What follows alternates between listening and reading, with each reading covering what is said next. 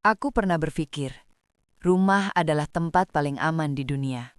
Tempat pulang, tempat istirahat, tempat menjadi diri sendiri. Tapi aku tidak pernah menyangka, rumah yang sama, suatu hari akan menjadi tempat pertama yang mengusirku pergi. Jika kamu pernah merasa lelah di rumahmu sendiri, jika kamu pernah merasa memberi segalanya, tapi tak pernah dianggap, maka cerita ini mungkin bukan sekadar kisah, melainkan cermin. Selamat datang di Rumah Cerita, tempat di mana kisah-kisah kehidupan disampaikan dengan hati, bukan untuk menghakimi, melainkan untuk menemani. Sebelum kita mulai, aku ingin mengajak kamu untuk ikut terlibat. Tuliskan di kolom komentar, kamu mendengarkan cerita ini dari kota mana? Dan apakah kamu pernah merasa menjadi anak yang harus selalu mengalah? Jangan lupa dukung Rumah Cerita dengan subscribe, agar kisah-kisah seperti ini terus menemukan jalannya ke hati yang tepat. Namaku Naya, usiaku 24 tahun. Aku bekerja di sebuah perusahaan swasta. Dan sampai hari ini, aku masih tinggal di rumah orang tuaku. Rumah kecil itu tidak hanya dihuni oleh ayah dan ibu. Di sana juga tinggal kakak perempuanku bersama suaminya dan anak mereka. Kakak laki-lakiku, istrinya, dan 2 anaknya. Dan aku, perempuan Gen Z yang setiap hari belajar dewasa tanpa pernah diberi pilihan. Di rumah itu aku belajar satu hal. Semakin banyak kepala, semakin sedikit yang mau bertanggung jawab. Setiap pagi aku bangun lebih awal, membantu ibu menyiapkan makanan, membersihkan rumah, mengurus keponakan. Sementara yang lain sibuk dengan ponsel, atau mengeluh kelelahan setelah seharian tidak melakukan apa-apa. Aku tidak keberatan membantu, aku hanya lelah, karena sendirian. Aku tidak tahu kapan semuanya berubah. Apakah saat aku mulai dianggap terlalu kuat, atau saat semua orang merasa wajar jika pengorbananku tak perlu diucapkan terima kasih? Sampai suatu hari, aku mendengar kata yang mengubah segalanya. Sertifikat rumah sudah digadaikan. Sejak hari itu, rumah yang penuh suara berubah menjadi medan perang tanpa senjata. Dan aku, yang tidak pernah merasa memiliki apa-apa, justru diminta menanggung semuanya. Ini bukan cerita tentang anak durhaka. Ini cerita tentang seorang perempuan yang belajar bahwa mencintai keluarga tidak berarti harus menghancurkan diri sendiri. Judul cerita ini adalah, Dari Rumah yang Mengusirku Pergi, Aku Belajar Mencintai Diriku Sendiri. Dan jika kamu memilih untuk tetap tinggal mendengarkan, aku janji, cerita ini akan jujur, menyakitkan, tapi juga memberi harapan. Mari kita mulai.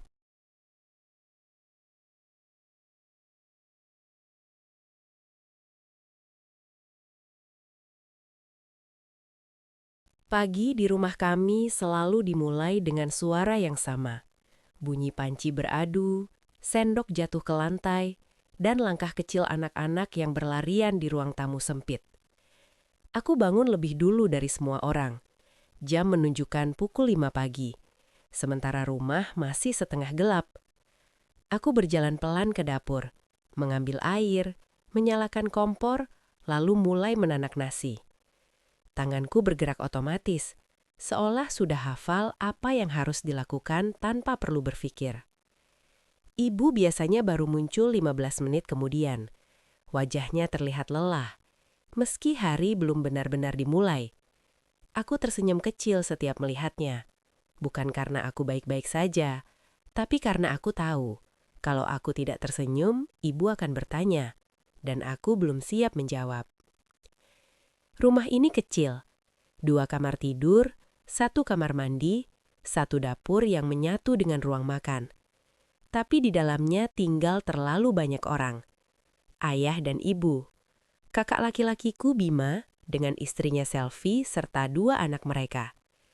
Kakak perempuanku Rani bersama suaminya Doni dan seorang anak. Dan aku. 8 kepala dalam satu rumah. 8 keinginan. 8 kepentingan.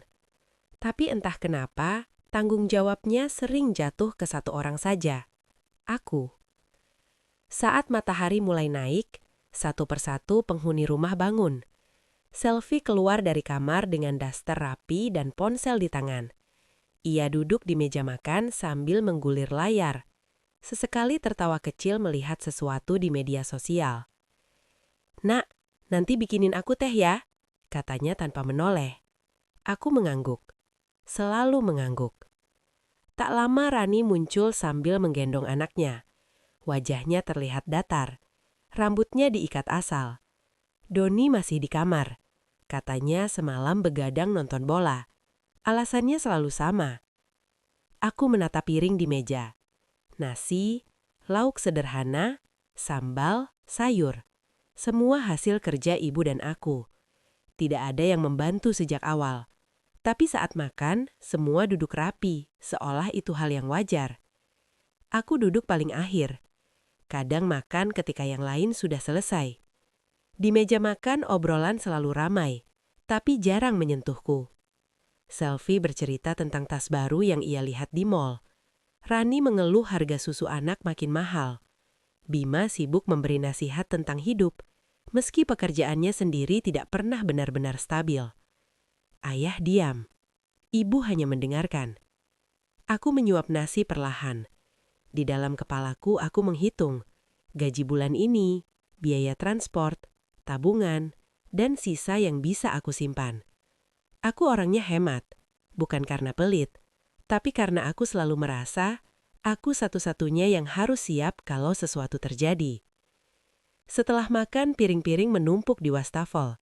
Semua orang berdiri dan pergi begitu saja. Anak-anak berlari. Selfie kembali ke kamarnya. Rani duduk di sofa sambil menyusui. Doni masih belum keluar kamar. Aku berdiri, menghela nafas, lalu mulai mencuci piring. Kadang aku bertanya dalam hati, apakah ini yang disebut tinggal bersama keluarga? Atau aku hanya numpang hidup di rumah yang menuntut terlalu banyak? Hari-hariku hampir selalu seperti itu. Berangkat kerja pagi-pagi, pulang sore dengan badan lelah, tapi rumah tidak pernah menjadi tempat istirahat. Selalu ada yang harus dikerjakan. Selalu ada yang butuh bantuan. Selalu ada yang merasa lebih berhak. Suatu malam saat aku pulang kerja dengan kepala pusing, aku mendengar suara ibu dan Rani di dapur. Aku berhenti melangkah ketika mendengar namaku disebut. "Uangnya Naya masih ada kan, Bu?" tanya Rani pelan. Aku tidak bisa mendengar jawaban ibu dengan jelas. Suaranya terlalu lirih. Tapi cukup bagiku untuk tahu ada sesuatu yang dibicarakan tanpa sepengetahuanku. Aku melanjutkan langkah seolah tidak mendengar apapun. Mungkin aku terlalu sensitif. Mungkin aku hanya lelah. Aku memilih diam. Beberapa hari kemudian, Selfie datang menghampiriku di kamar. Ia duduk di tepi kasur tanpa permisi. "Nak, kamu kerja di kantor besar ya?" tanyanya. Aku mengangguk. "Gajinya lumayanlah ya. Kamu tuh enak, belum nikah, gak banyak tanggungan," katanya sambil tersenyum tipis. Aku ikut tersenyum, meski ada rasa tidak nyaman di dadaku. Enak. Kalimat itu terdengar sederhana, tapi di baliknya seperti ada tuntutan tak terucap. Malam itu aku menangis pelan di kamar. Bukan karena aku sedih secara spesifik, tapi karena aku lelah menjadi orang yang selalu dianggap kuat. Aku ingin bilang bahwa aku juga capek. Aku juga ingin ditanya apakah aku baik-baik saja. Aku punya mimpi, rencana, dan masa depan. Aku ingin menikah suatu hari nanti. Aku ingin punya rumah sendiri. Aku menabung untuk itu. Pelan-pelan, dengan harapan. Tapi di rumah ini, harapanku seperti barang bersama. Siapa saja boleh mengambilnya. Aku belum tahu bahwa semua keganjilan kecil ini, obrolan berbisik di dapur, tatapan menghitung dari kakakku, dan sikap seolah aku selalu siap, adalah pertanda dari sesuatu yang jauh lebih besar. Sesuatu yang akan mengubah cara pandangku tentang keluarga, dan tentang diriku sendiri. Episode pertama hidupku tidak diisi teriakan atau pertengkaran. Hanya diam. Diam yang terlalu lama dipelihara, hingga akhirnya meledak dengan cara paling menyakitkan. Dan tanpa aku sadari, rumah yang setiap hari aku bersihkan, perlahan sedang menyiapkan alasan untuk mengusirku pergi.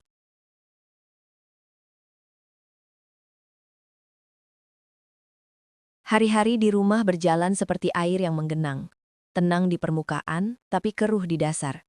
Aku mulai menyadari bahwa bukan hanya tenaga yang terus diambil dariku, tapi juga kepercayaan. Selfie semakin sering pulang membawa kantong belanja. Kadang tas kecil berlogo yang tak asing di mataku. Kadang sepatu dengan kotak tebal. Ia selalu meletakkannya di meja ruang tamu, seolah ingin semua orang melihat. "Diskon, Nak," katanya suatu sore, ketika aku menatap tas barunya terlalu lama. Aku hanya mengangguk, meski aku tahu harga diskon versi selfie tetap lebih mahal dari gajiku seminggu. Bima tidak pernah memarahinya.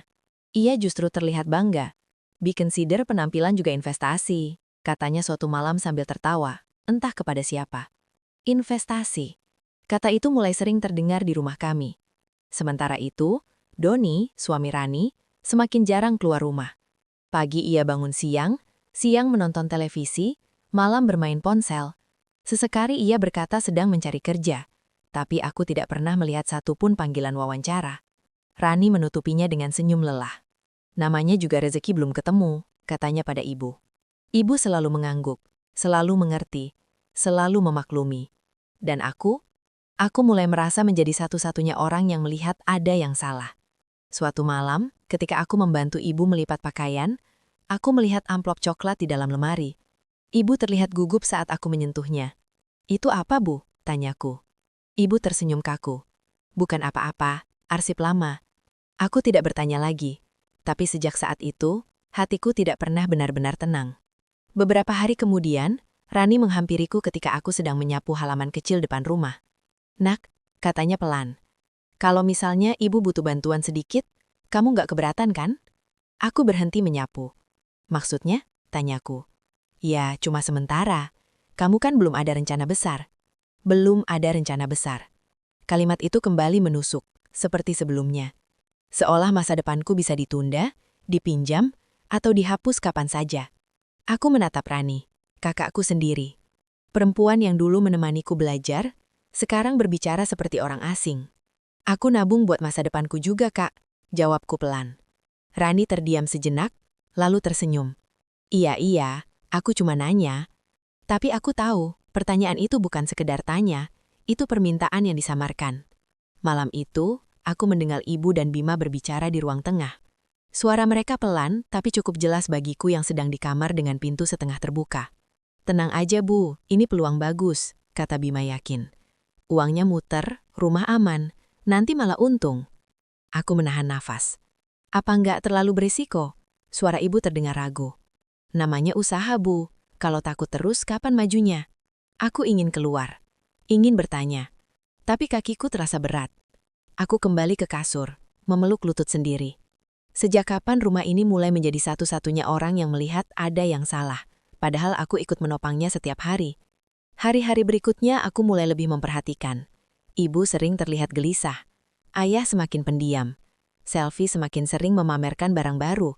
Doni semakin santai, seolah semua akan baik-baik saja.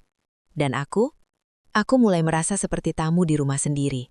Suatu pagi aku mengecek tabunganku. Jumlahnya masih utuh. Tapi entah kenapa, aku merasa seperti sedang dihitung oleh mata-mata yang tak terlihat. Aku sadar, ada sesuatu yang sedang disiapkan. Sesuatu yang besar. Dan aku takut, aku akan dilibatkan bukan sebagai anak, melainkan sebagai solusi. Episode kedua dalam hidupku mengajarkanku satu hal, bahwa pengkhianatan tidak selalu datang dalam bentuk teriakan. Kadang ia hadir sebagai senyum, sebagai kata keluarga, sebagai alasan yang terdengar masuk akal. Dan aku masih memilih diam, karena aku belum tahu, diamku kelak akan dijadikan persetujuan.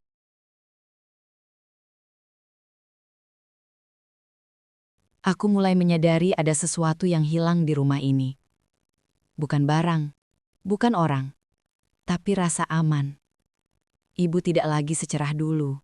Setiap kali membuka dompet, gerakannya ragu. Setiap kali ayah bertanya soal uang belanja, ibu menjawab dengan kalimat yang sama. "Masih ada." Padahal aku tahu, nada suara ibu selalu berubah ketika berbohong. Suatu sore, aku pulang lebih awal karena pekerjaan di kantor selesai lebih cepat. Rumah terlihat sepi. Anak-anak belum pulang sekolah. Selfie entah kemana. Dan Rani sedang tidur siang. Aku melihat ibu duduk sendirian di ruang tamu, menatap kertas-kertas di tangannya. "Ibu kenapa?" tanyaku sambil duduk di sampingnya.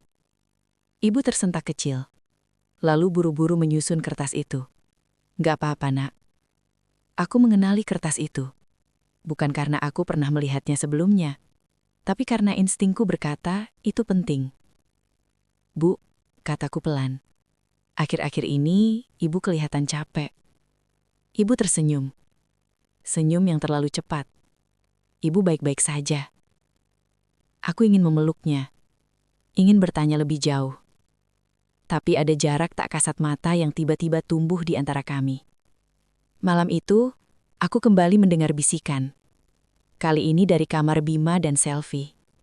Pintu tidak tertutup rapat. "Tenang aja," suara Bima terdengar yakin.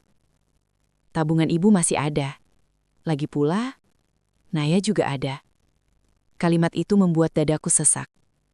Aku berdiri kaku di lorong. Jantungku berdegut kencang. Naya juga ada. Aku kembali ke kamar tanpa suara. Tanganku menggemetar saat menutup pintu.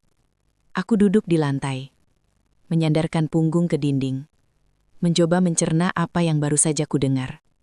Sejak kapan aku menjadi cadangan? Keesokan harinya, aku memberanikan diri bertanya pada ibu.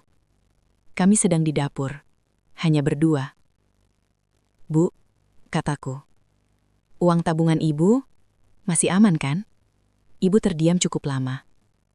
Terlalu lama untuk sebuah pertanyaan sederhana. "Kenapa tanya begitu?" Akhirnya ia balik bertanya.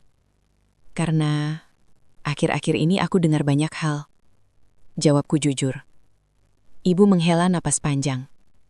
"Kamu jangan ikut campur urusan orang tua." Kalimat itu seperti tamparan.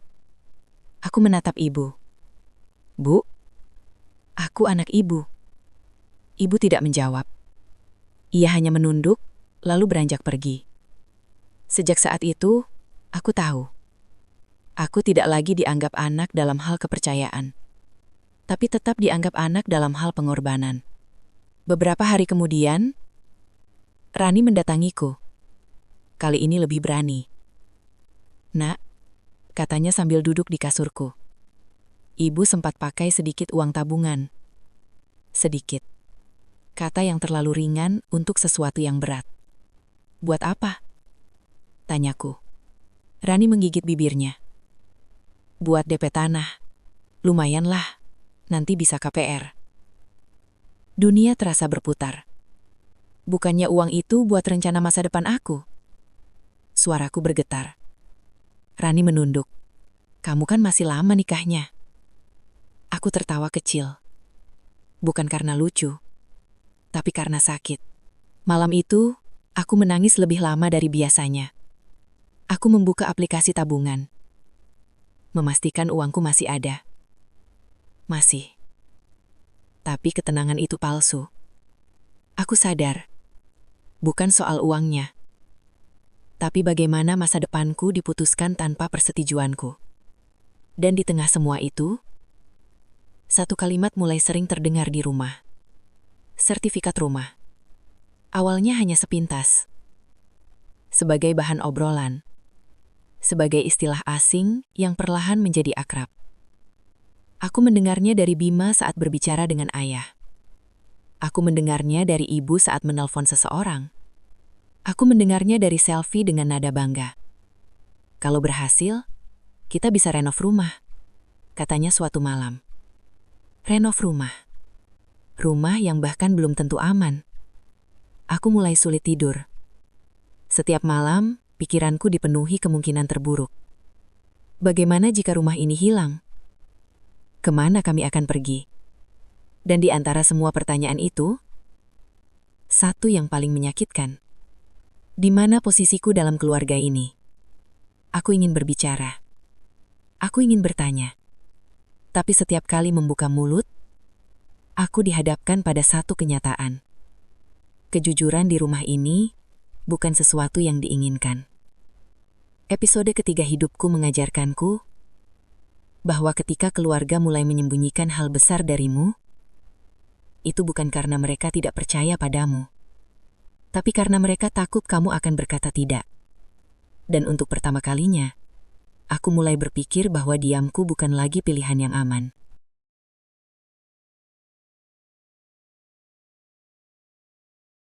Aku akhirnya mendengar semuanya bukan dari bisikan, bukan dari potongan kalimat, melainkan dari satu kata yang diucapkan tanpa sengaja dan tidak bisa ditarik kembali. Malam itu hujan turun deras, atap rumah kami bocor di beberapa titik.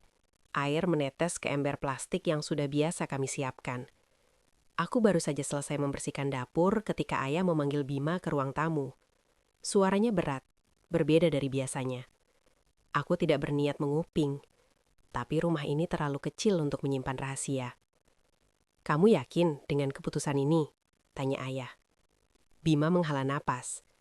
"Yakin, Pak. Ini satu-satunya cara."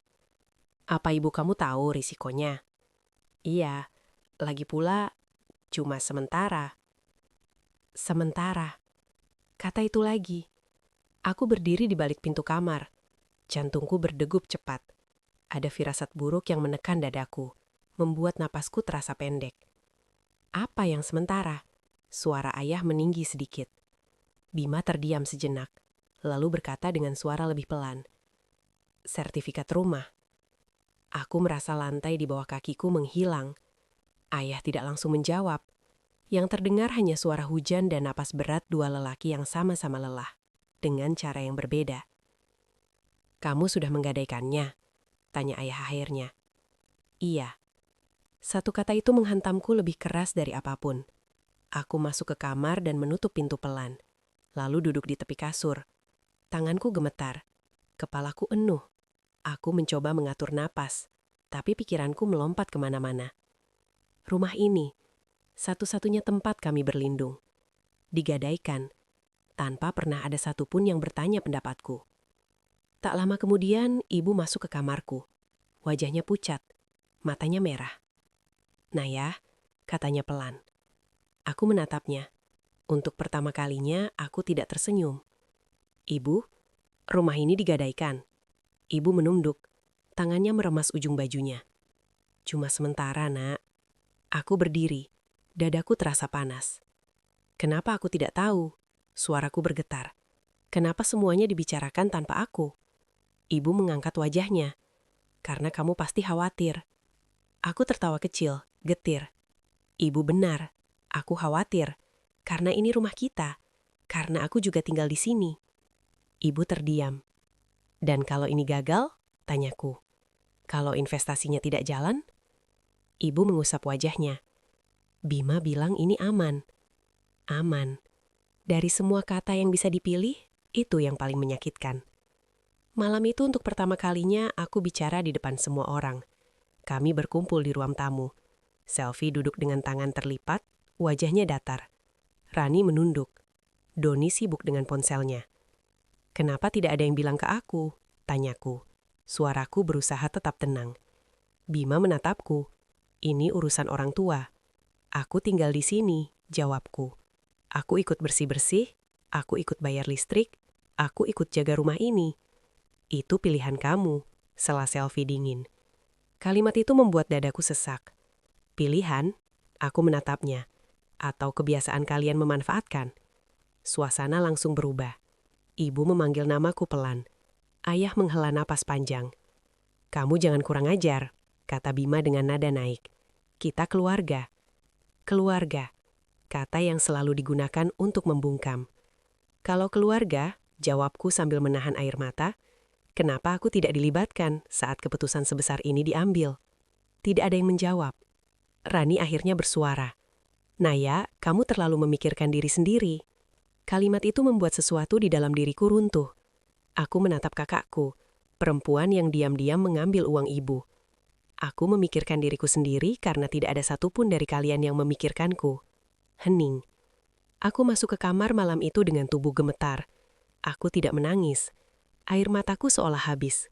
Yang tersisa hanya rasa asing, seperti aku bukan bagian dari rumah ini lagi. Aku mulai mengerti. Diamku selama ini telah ditafsirkan sebagai izin. Kesabaranku dianggap kelemahan. dan pengorbananku sebagai kewajiban. Episode keempat hidupku berakhir dengan satu kesadaran pahit. Aku tidak akan bisa menyelamatkan rumah ini jika aku terus mengorbankan diriku sendiri. Dan mungkin, rumah ini tidak sedang membutuhkan penyelamat, melainkan kejujuran yang selama ini mereka hindari.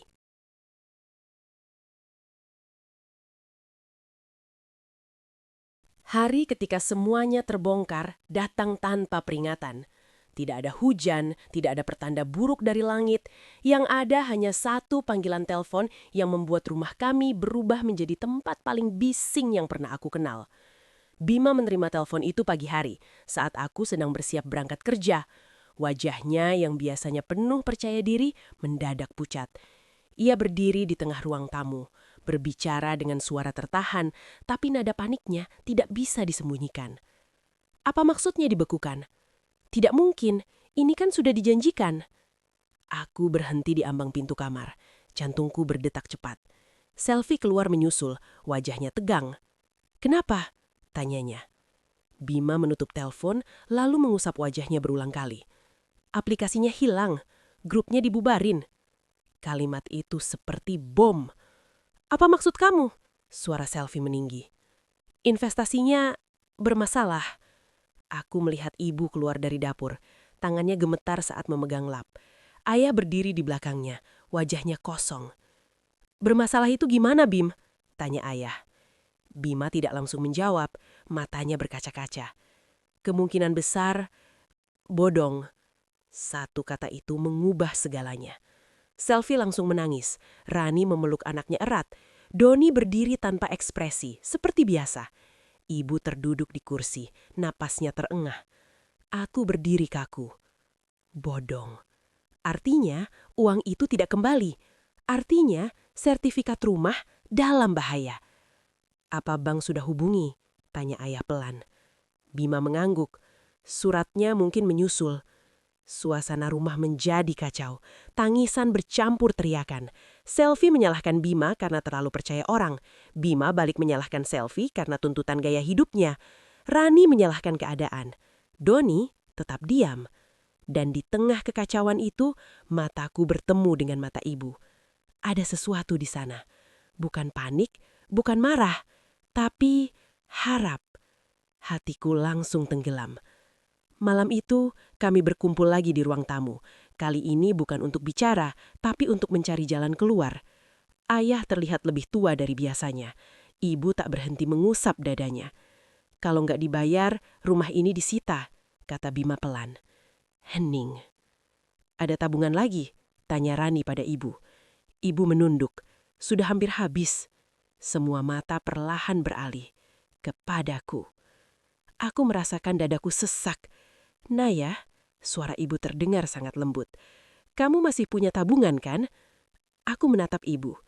Ibu yang melahirkanku. Ibu yang selama ini kuanggap tempat pulang. "Bu," kataku pelan, "itu uang untuk masa depanku. Kita keluarga," sela Bima cepat. "Nanti kita ganti." Aku tertawa kecil pahit. Seperti uang ibu yang katanya diganti itu. Bima terdiam.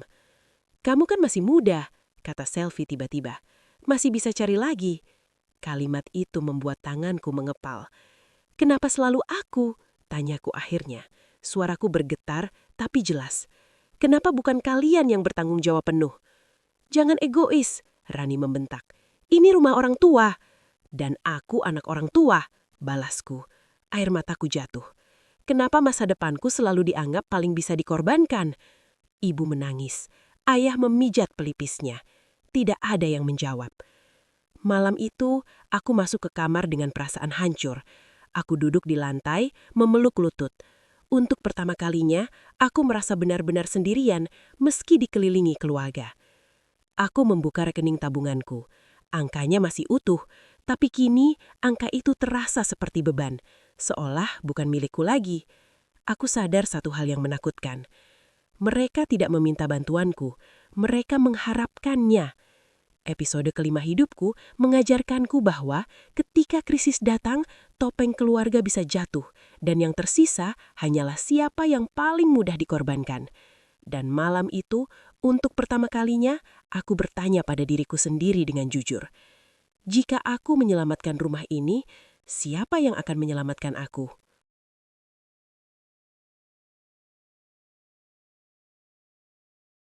Sejak malam itu, udara di rumah terasa berbeda. Bukan lagi panas karena banyaknya orang, melainkan dingin, seperti ada jarak yang sengaja diciptakan. Tak ada yang membahas tabunganku secara langsung. Tidak ada yang memaksa, tidak ada yang mengancam. Mereka hanya melakukan satu hal yang jauh lebih menyakitkan. Membuatku merasa bersalah. Ibu menjadi lebih pendiam dari biasanya. Ia sering menatapku lama, lalu menghela napas. Kadang matanya berkaca-kaca, seolah aku adalah anak yang sedang mengecewakannya. Nah ya, ibu nggak tidur semalaman, katanya suatu pagi. Kalau rumah ini hilang, ibu nggak tahu harus kemana. Aku menelan ludah. Bu, itu bukan salahku. Ibu tidak menjawab.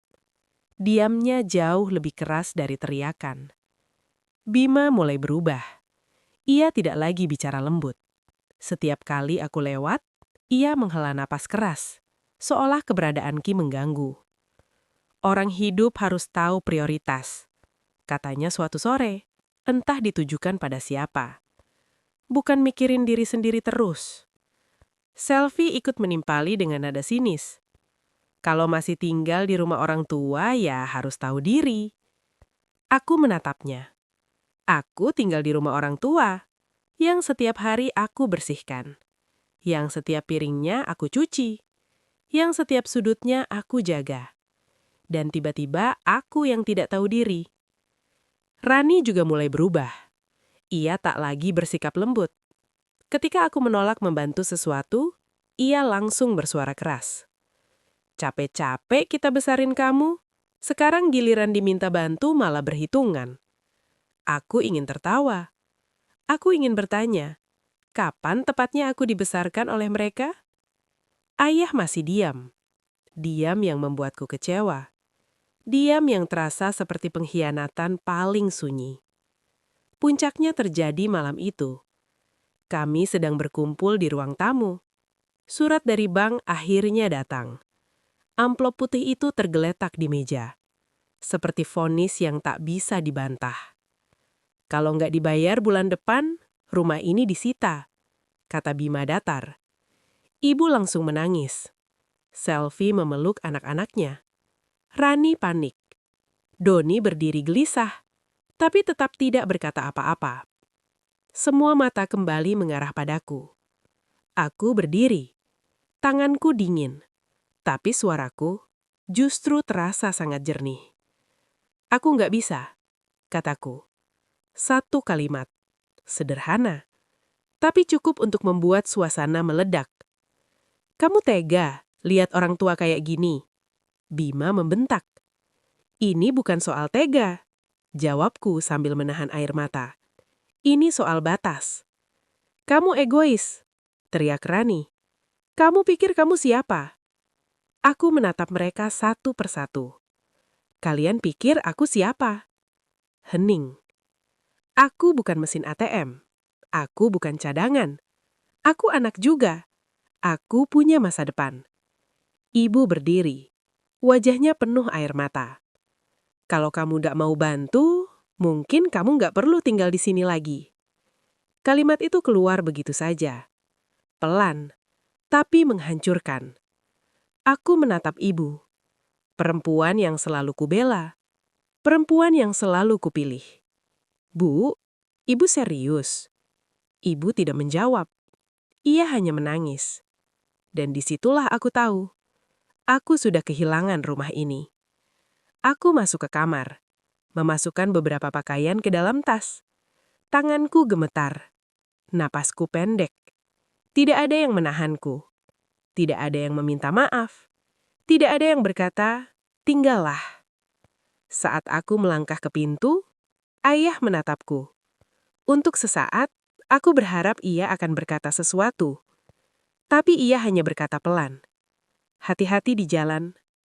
Aku mengangguk. Itu saja. Aku keluar dari rumah malam itu dengan satu tas dan hati yang remuk. Jalanan terasa asing. Angin malam menusuk kulit. Untuk pertama kalinya dalam hidupku, aku benar-benar tidak tahu harus kemana. Aku duduk di halte, memeluk tas erat-erat.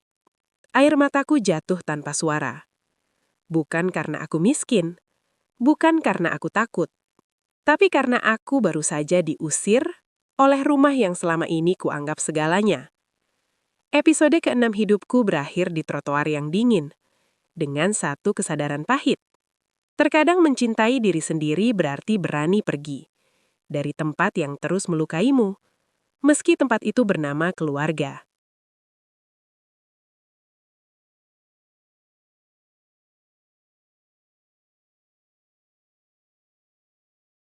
Malam pertama tanpa rumah terasa lebih panjang dari biasanya.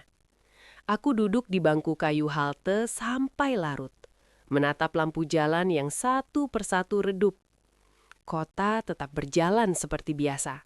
Kendaraan melintas, orang tertawa, pasangan bergandengan tangan, sementara hidupku terasa seperti berhenti di satu titik yang sunyi. Aku membuka ponsel, menatap daftar kontak.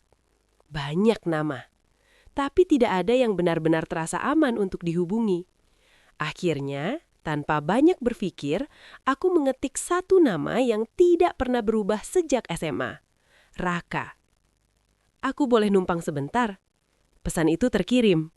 Aku menunggu. Jantungku berdegup cepat, bukan karena harapan, tapi karena lelah. Tidak sampai 5 menit, balasan masuk. Di mana kamu? Aku jemput. Aku menutup mata. Untuk pertama kalinya malam itu, aku menangis tanpa menahan. Raka tidak bertanya apa-apa saat menjemputku. Ia hanya membuka pintu mobil, menaruh tasku di belakang, lalu menyalakan mesin. Di dalam mobil hanya ada suara radio pelan dan dengusan nafasku yang belum teratur. "Kamu aman?" tanyanya singkat. Aku mengangguk. Itu saja. Tidak ada pertanyaan lanjutan, tidak ada penghakiman. Aku menginap di kos kecil milik Raka malam itu. Bukan kamar mewah, bukan tempat istimewa, tapi untuk pertama kalinya setelah sekian lama, aku tidur tanpa merasa harus bangun lebih awal untuk orang lain. Pagi datang dengan cahaya lembut. Aku bangun di kasur tipis, menatap langit-langit yang asing. Aneh rasanya. Tidak ada suara panci, tidak ada teriakan anak-anak, tidak ada tuntutan tak terlihat. Hanya aku dan sunyi. Aku membuat kopi sendiri. Tanganku gemetar sedikit. Bukan karena dingin, tapi karena kosong. Selama ini aku selalu sibuk mengurus orang lain, sampai lupa bagaimana rasanya mengurus diri sendiri. Raka duduk di seberang meja, menyeruput kopinya. "Kamu nggak perlu cerita kalau belum siap," katanya tenang. "Tapi kamu juga nggak sendirian." Aku menunduk. Air mataku jatuh lagi. Bukan karena sedih, tapi karena akhirnya ada yang tidak memintaku kuat. Hari-hari berikutnya, aku mulai hidup dengan ritme baru. Berangkat kerja dari kos, makan seadanya, pulang tanpa harus membersihkan rumah orang lain. Tubuhku lelah, tapi pikiranku perlahan menjadi lebih ringan. Untuk pertama kalinya, aku mendengar pikiranku sendiri. Aku mulai menyadari betapa lamanya aku hidup dalam peran yang bukan pilihanku. Anak baik, penolong, cadangan, peredam konflik. Semua peran itu kugenggam tanpa sadar, sampai akhirnya meledak dan memaksaku pergi. Di sela kesunyian itu, ponselku mulai berbunyi. Pesan dari ibu. Tidak panjang. "Hati-hati di luar. Makan yang teratur." Aku membaca pesan itu lama. Tanganku ingin membalas, tapi hatiku belum sanggup. Bima juga menghubungiku. Bukan untuk meminta maaf, hanya bertanya kabar dengan nada kaku, seolah kepergianku adalah gangguan kecil dalam rencana besar mereka. Aku tidak menjawab. Bukan karena dendam, tapi karena aku sedang belajar satu hal penting. Tidak semua pesan harus dijawab, dan tidak semua masalah harus ditanggung. Suatu malam, aku duduk di balkon kos memandang langit yang hampir tak terlihat karena lampu kota. Raka duduk di sampingku, diam seperti biasa. "Kamu tahu?" kataku pelan. Selama ini aku pikir aku egois kalau memilih diriku sendiri. Raka menoleh. Terus sekarang? Aku mulai sadar aku justru egois pada diriku sendiri selama ini. Ia tersenyum kecil. Itu namanya tumbuh. Aku menarik napas panjang. Ada rasa bersalah yang masih tinggal di dadaku. Tentang ibu, tentang ayah. Tapi untuk pertama kalinya, rasa bersalah itu tidak lagi mengalahkan rasa ingin hidup.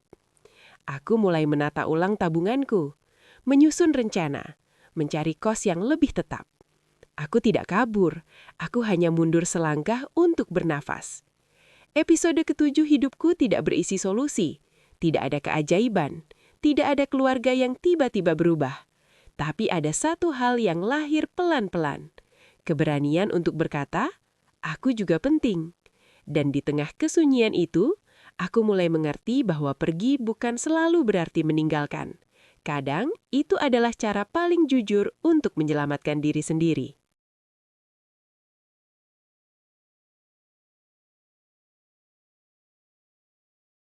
Hari-hari tanpa aku di rumah berjalan lebih lambat bagi mereka, dan lebih sunyi bagiku. Aku tahu itu bukan dari cerita siapapun, melainkan dari pesan-pesan pendek yang mulai datang satu persatu. Tidak mendesak, tidak juga tulus sepenuhnya. Tapi cukup untuk menunjukkan bahwa sesuatu sedang tidak baik-baik saja. Pesan pertama datang dari Rani. Naya, ibu sering pusing. Kalau sempat kabari ya. Aku membaca pesan itu berulang kali. Jariku menggantung di atas layar, ragu. Bukan karena aku tidak peduli, tapi karena aku takut satu balasan dariku akan kembali menyeretku ke peran lama. Aku menaruh ponsel, menarik nafas panjang. Aku belum siap. Beberapa hari kemudian pesan lain datang. Kali ini dari ayah. Naya, ayah ke bank hari ini. Tidak ada penjelasan, tidak ada permintaan. Tapi aku tahu, bank tidak pernah membawa kabar baik bagi keluarga kami. Di rumah itu, tanpa aku, segalanya mulai terasa berbeda. Tidak ada yang bangun paling pagi. Tidak ada yang mengingatkan ibu minum obat. Tidak ada yang membersihkan dapur setelah makan. Selvi mulai mengeluh kelelahan. Bima mulai pulang lebih larut, membawa wajah panik yang ia sembunyikan dari anak-anaknya. Rani mulai bertengkar dengan Doni soal uang. Dan Doni tetap tidak berubah, hingga akhirnya keadaannya memaksa. Suatu malam ibu pingsan. Aku tahu itu dari telepon Raka yang berdering saat aku baru pulang kerja. Nomornya asing, tapi suaranya tidak. Naya, suara Rani terdengar panik. Ibu dibawa ke puskesmas. Jantungku seakan berhenti. Aku ingin bertanya banyak hal. Aku ingin marah. Aku ingin menangis. Tapi yang keluar dari mulutku hanya satu kalimat. Sekarang ibu di mana? Aku datang malam itu. Bukan sebagai anak yang pulang, melainkan sebagai tamu yang ragu. Rumah itu terlihat sama, tapi rasanya berbeda. Lebih berantakan, lebih sunyi, lebih lelah. Ibu terbaring di kamar, wajahnya pucat. Ayah duduk di samping ibu menggenggam tangan ibu erat-erat. Ketika melihatku, matanya berkaca-kaca. Naya, suaranya parau. Aku mendekat memegang tangan ibu. Dingin. Aku menelan ludah. Ibu cuma kecapean, kata ayah cepat, seolah ingin menenangkan dirinya sendiri. Aku mengangguk, tapi di dadaku ada sesuatu yang runtuh. Bima berdiri di sudut ruangan. Wajahnya tidak lagi penuh percaya diri. Ia tampak seperti lelaki yang kehilangan pegangan. Bang kasih waktu 2 minggu, katanya pelan saat kami berbicara berdua di dapur. Kalau nggak ada pelunasan, rumah ini diambil. Aku memejamkan mata. Kenapa baru bilang sekarang? Tanyaku. Bima tertawa kecil, getir. Karena sekarang aku baru ngerti, kita sudah kehilangan semuanya. Aku menatapnya. Aku ingin berkata, kalian sudah kehilangan aku lebih dulu. Tapi kata-kata itu tertahan di tenggorokan. Malam itu aku pulang lagi ke kos. Aku tidak menginap. Bukan karena tidak peduli, tapi karena aku tahu, jika aku tinggal, aku akan kembali larut dalam pusaran yang sama. Namun sejak malam itu aku tidak bisa tidur nyenyak. Bayangan ibu yang terbaring lemah terus menghantuiku. Ayah yang semakin tua. rumah yang akan hilang, semua bercampur dengan luka yang belum sembuh. Aku duduk di tepi kasur, menatap jendela. Jika aku membantu, apakah ini akan mengulang segalanya? Jika aku tidak membantu, apakah aku akan menyesal seumur hidup? Pagi itu Raka duduk di sampingku tanpa berkata apa-apa. Kamu nggak harus menyelamatkan semuanya, katanya akhirnya. Tapi kamu juga berhak memilih caramu sendiri. Kalimat itu sederhana, tapi cukup untuk membuatku bernafas. Aku mulai menghitung ulang, bukan hanya uang, tapi batas, syarat, dan harga yang harus dibayar bukan hanya olehku. Episode ke-8 hidupku mengajarkanku satu hal yang paling sulit. Bahwa cinta pada keluarga dan cinta pada diri sendiri tidak selalu berjalan beriringan. Dan kedewasaan adalah mencari jalan agar keduanya tidak saling menghancurkan. Aku belum mengambil keputusan, tapi untuk pertama kalinya, keputusan itu benar-benar ada di tanganku.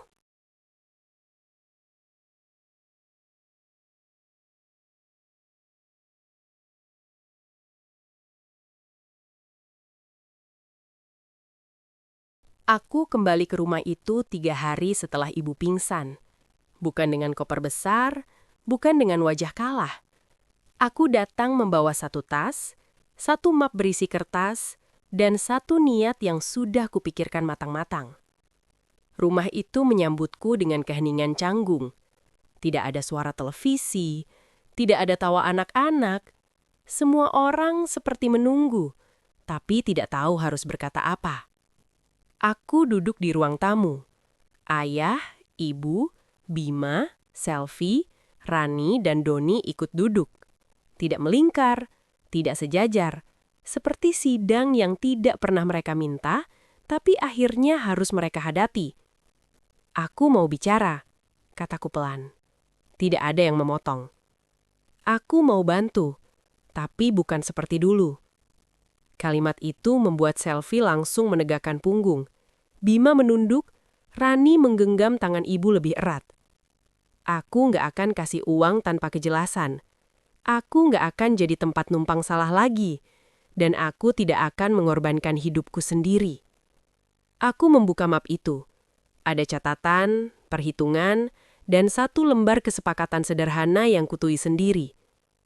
Ini yang bisa aku bantu, bukan lebih. Dan dengan syarat. Ayah mengangguk pelan.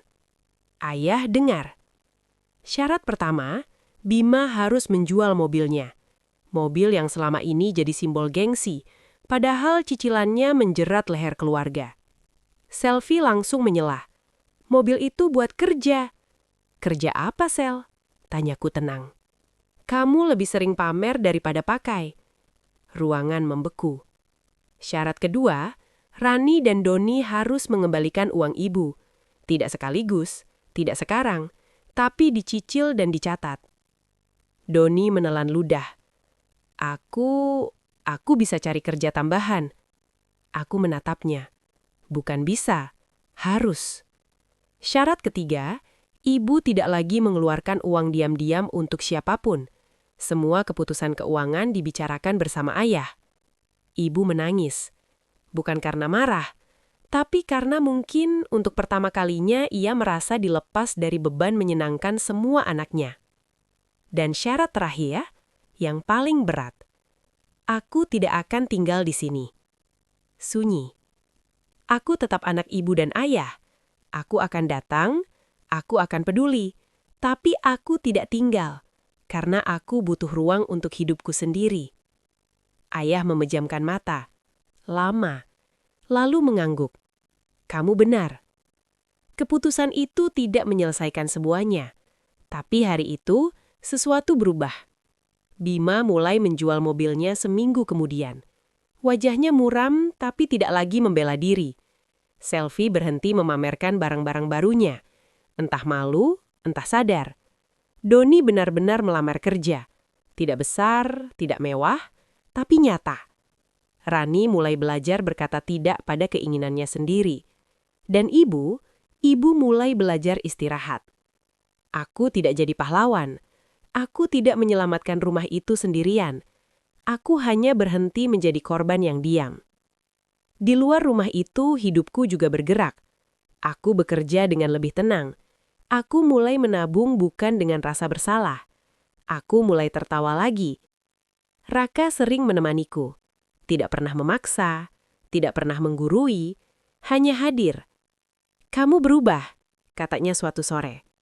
"Kamu lebih utuh." Aku tersenyum. Aku cuma berhenti memecah diriku sendiri untuk orang lain. Episode ke-9 hidupku tidak penuh ledakan. Tidak ada pertengkaran besar, tidak ada air mata dramatis. Yang ada hanya kesepakatan, kejujuran, dan keberanian untuk berkata, "Cukup." Dan kadang, itulah bentuk cinta yang paling sulit dan paling dewasa.